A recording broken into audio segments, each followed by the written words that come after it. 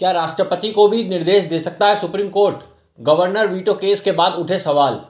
Supreme court ने हाल ही में राष्ट्रपति को निर्देश देते हुए कहा कि उन्हें राज्यपाल की ओर से उनके विचार के लिए सुरक्षित रखे गए विधेयकों पर 3 महीने के अंदर निर्णय ले लेना चाहिए।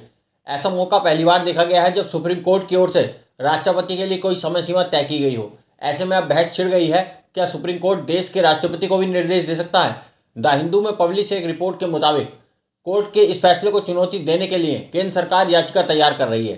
सरकार का मानना है कि राज्यपाल और राष्ट्रपति जैसे संवैधानिक पदों के लिए किसी समय सीमा को निर्धारित करना खुद न्यायपालिका की सीमा से बाहर जा सकता है।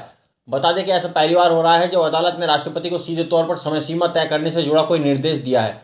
बता दें कि राष्ट्रपति देश का प्रमुख होता है, वह देश के संविधान का संरक्षक और सशस्त्र बलों का सर्वोच्च कमांडर होता है। राष्ट्रपति मंत्रिपरिषद और प्रधानमंत्री की सलाह सहायता पर काम करता है।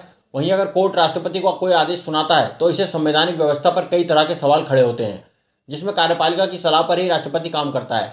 ऐसे में यह शंका पैदा होती है, क्या अदालत न्यायपालिका और कार्यपालिका के बीच की लकीर को पार कर रहा है?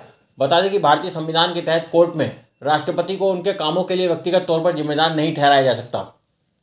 ऐसे में सवाल उठता है कि अगर राष्ट्रपति कोर्ट के इस आदेश का पालन करने से मना कर दे तो इससे क्या होगा। इसलिए भी यह मामला भविष्य में न्यायपालिका और कार्यपालिका के बीच टकराव का कारण बन सकता है। कई आलोचकों का मानना है कि भले ही अपने फैसले से सुप्रीम कोर्ट राज्यपालों को मिली अनियंत्रित शक्तियों पर थोड़ी लगाम लगाना चाहते हैं, लेकिन इस प्रक्रिया से देश के राष्ट्रपति की स्वतंत्रता और गरिमा पर भी प्रभाव डलता है।